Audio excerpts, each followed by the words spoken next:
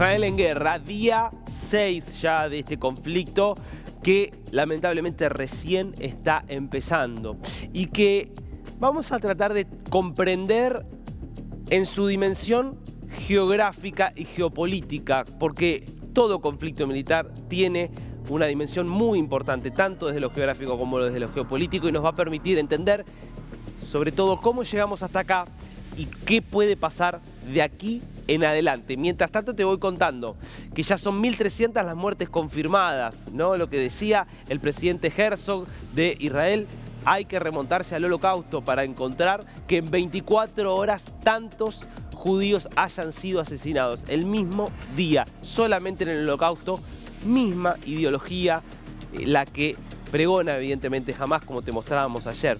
Bueno, en ese contexto quiero que repasemos lo que pasó el sábado, viéndolo visualmente, para que delimitemos el área más caliente del conflicto, porque con los cohetes Hamás llega a prácticamente todo el territorio israelí con distinto nivel de intensidad y de precisión.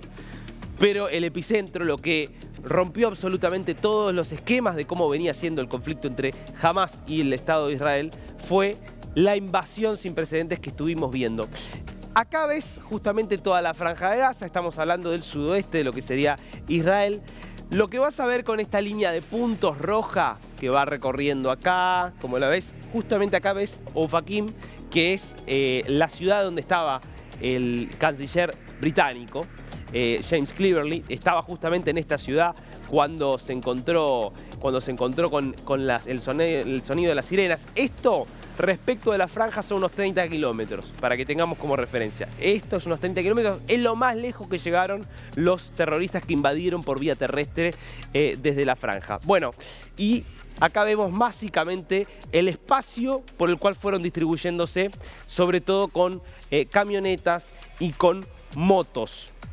Todos estos pequeños poblados, en su mayoría se trata de kibutzines que fueron afectados por el avance y la brutalidad sin precedentes de los terroristas, se dio a través justamente de, como ves acá, distintas brechas que fueron abriendo los terroristas en toda esta frontera, que es una frontera muy custodiada, que es una frontera que está amurallada.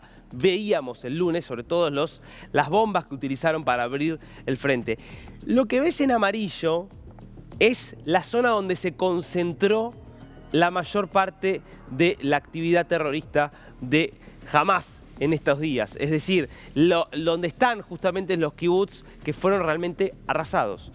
Por ejemplo, lo que veíamos de Kfar Aza, que veíamos ayer, y también el martes, cuando una periodista se encontraba en el lugar y contaba la barbarie que se había encontrado, cómo habían incluso hasta matado a bebés y estaban hasta con los cadáveres de los bebés, con todo lo que eso implica del nivel de odio, de violencia sin precedentes. Bueno, todo eso ocurre justamente en estos, que son los que están a 1 kilómetro de la franja de Gaza, a 5 minutos sencillamente de la franja, y que se encontraron en las zonas más afectadas, y por eso casi todo esto ha sido evacuado por las fuerzas de defensa de Israel preventivamente, porque el temor es que todavía pueda haber algunos terroristas que quedaron infiltrados y que están escondidos, agazapados, esperándose eventualmente para volver a atacar, y por eso allí están concentrándose hoy los principales operativos.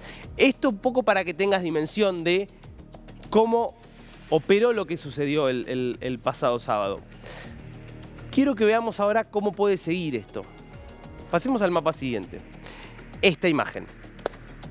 Esta es una imagen satelital de Gaza. ¿Por qué quiero que veamos esto?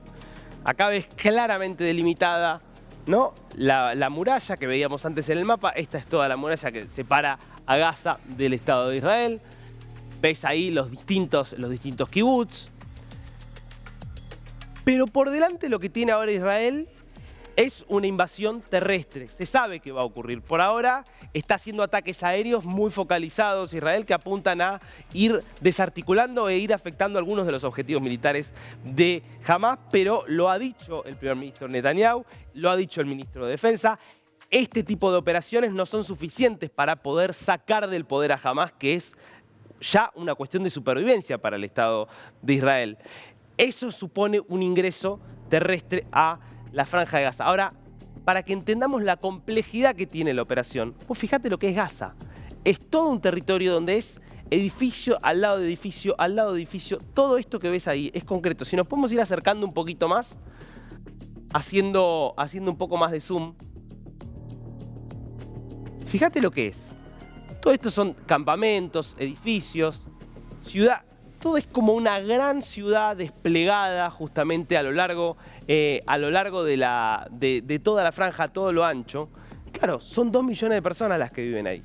El gran problema que tiene, obviamente, Israel y que explica por qué todavía no se ha avanzado con la invasión terrestre, tiene que ver con esto, con que hay que hacer un operativo muy delicado, donde los soldados van a estar entrando, para que entendamos también el valor de muchas de las personas que están decidiendo enlistarse en el ejército, van a tener que entrar y van a tener que entrar a lugares donde de repente se van a encontrar en una callejuela rodeados de edificios donde no saben dónde van a estar los terroristas. Porque el gran problema es que los terroristas están diseminados por todo este territorio, escondidos detrás de la población civil, utilizando a la población civil como rehenes. Por eso es una operación tan compleja. Fíjate todo lo que es esto.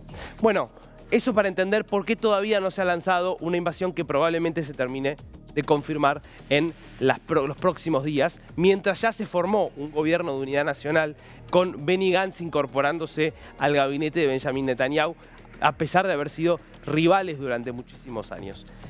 El último mapa que quiero que veamos es el mapa geopolítico. Acá lo que vos vas a ver son distintos países árabes que antes, todos de un modo u otro apoyaron la invasión que se hizo sobre Israel. ¿Ves a Israel? Justamente acá.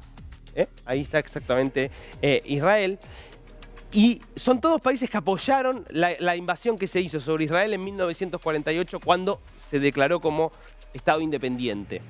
Todos esos países árabes que no querían tener un Estado judío en Medio Oriente y que por eso trataron de hacerlo desaparecer. No pudieron, gracias a la enorme resistencia que llevó adelante el pueblo judío organizado allí en Israel. Ahora, eso fue cambiando.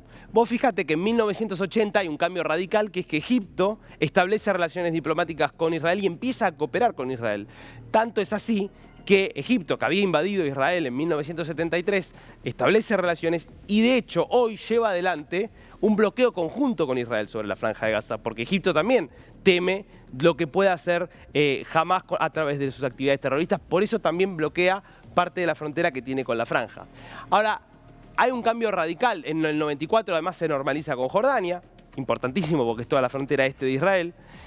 Y en el 2020, a partir de los acuerdos de Amán, hay normalización con Marruecos, con Sudán, con los Emiratos Árabes Unidos, con Bahrein.